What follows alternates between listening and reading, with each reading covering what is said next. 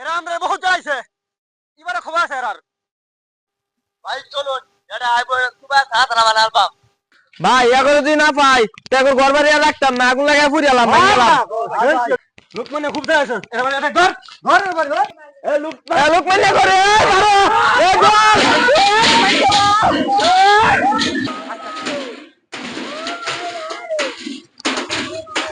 ভাই ভাই ভাই এই রে কেন না কাজ না না আমি তো না কোন বলছিস কোন ঝালে গেছিস না ভাই শুনুন শুনুন ভাই এই কোন মত রাজা ভাই শুনেন, অত্যাচার করছে একজনে, এখন তার এর লিগে কি তার বাড়ি বারণ তারুন আমি ওদের ঘুরে আসলাম না অত তো দেখছো অন্য অত স্যার কি বউ হইছে ঠিক আছে, তারা অত্যাচার করছে বাইতে ধরে আইছে আপনি তুমি কই আসলেন মিয়া এনো দয়া দেয় বেলাইছুন ঠিক আছে, কিছু নাই ভাঙ্গাল আমার যা মনে করেন আপনাদেরকে অত্যাচার করছে, আপনি তারা অত্যাচার করবেন এটা বুঝি না এই ফ্যাক্টরি করে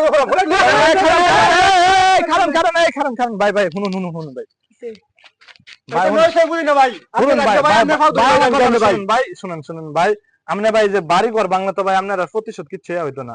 আমনে এক নক যে লুকমানে জানেন আপনারা অত্যাচার করছে, এই লুকমান আপনারা যে আনুফান কেন তার আপনারা প্রতিশোধ আগে করবেন। দেমাসিন ভাই আমরা কইয়াছিলেন এই দুর ভিতরে আমরা তো ভাই চেষ্টা করছি ভাই, ভাঙ্গালাম ভাই আমরা ভাই ভাই শুনুন ভাই, আমরা ভাই চেষ্টা করছি ভাই, কিন্তু তারে মানায় রাখতে পারছি না। এখন তারে যদি আপনারা মারুন আমরা কোনো আপত্তি না, কিন্তু এই দেখেন ভাই এই গটার মধ্যে ভাই মহিলারা থাকে, বাচ্চারা থাকে, আপনারা যদি গট্টা ভেঙে গেলেন তারা কই যাইব কোন ভাই? ভাই আমরা বাড়ি গজা ভাঙছে তখন আমরা গোখুল তো কষ্ট থাকছে ঠিক আছে ভাই, এখন ভাই হেরা ভাই খারাপ কাজ করছে দেখে আপনারাও কিরকম করবেন কোন, এটা কি হয় ভাই? অন্ত প্রতিশোধের রক্ত শরীরের মধ্যে টকবক করে বুঝছি ভাই, আমি জানি ভাই যে আপনারা প্রত্যেকে অত্যাচার করছি বিদায় আপনারা এখন তার বাড়িঘর ভাঙচুর করতে আছেন, কিন্তু বাড়িঘর ভাঙলে কি তো এটার প্রতিশোধ হইব কোন? জি ভাই, আপনারা ভাই প্রতিশোধ গ্রহণ করবেন, তবে লুকমানের প্রতি প্রতিশোধ গ্রহণ করেন। আপনি কোন তার মার কি দোষ, তার সন্তান সন্ততির কি দোষ বলেন? তার জন্য কি তারা যদি আপনারা অত্যাচার করেন এটা কি হয় ভাই? কোন আপনাদেরও তো বাড়িতে ফ্যামিলি আছে, এখন যদি দেখা যাইতেছে আপনারা এই যে বলতেছেন ঘরটা আগুন লাগাই দিবেন, এখন যদি আপনারা এই ঘরটা আগুন লাগাই ফুরিয়ালেন তাহলে কি ভাই দেখছেন ওনাদের যে বাচ্চা রয়েছে, মহিলারা আছে, তাদের অবস্থানটা কোথায় গিয়ে দাঁড়াইবো? আমি জানি ভাই আপনারা প্রত্যেকে অত্যাচারিত হয়েছেন বিদায় এখানে তাকে প্রতিহত করতে আসছেন, কিন্তু এখন সে তো আর বাড়িতে নাই। এখন যদি তার বাড়িঘরটা ভাঙ্গালেন, বাড়িঘর জ্বলাই দিন, তাহলে তো ভাই আপনাদের কোনো লাভ নাই।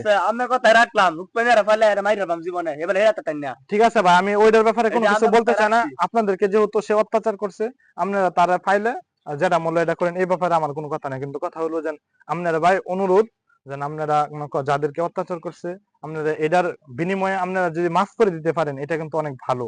কারণ আমরা জানি যে রাসূল সাল্লাল্লাহু আলাইহি সাল্লাম এতটাই অত্যাচারিত হয়েছে যে মক্কার ভূমিতে উনি আর থাকতে পারেন নাই।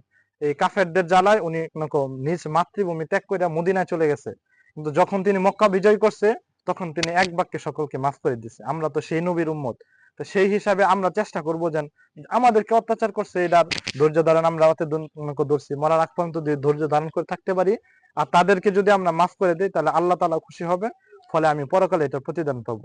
ঠিক আছে ভাই আসলে কারো বাড়ি আর ভাঙতে না বুঝছস ভাঙা না এগুলো অন্যায় মাইরা বুঝলি মার দেন না, আমরা সবাই মাফ করে দেন। এখন আর কোনো ঘর বাড়ি ভাঙ্গা ভাঙ্গি বা কোনো মারামারি নাই বুঝছস? ঠিক আছে, ঠিক আছে ভাই, ওকে ভাই, আসো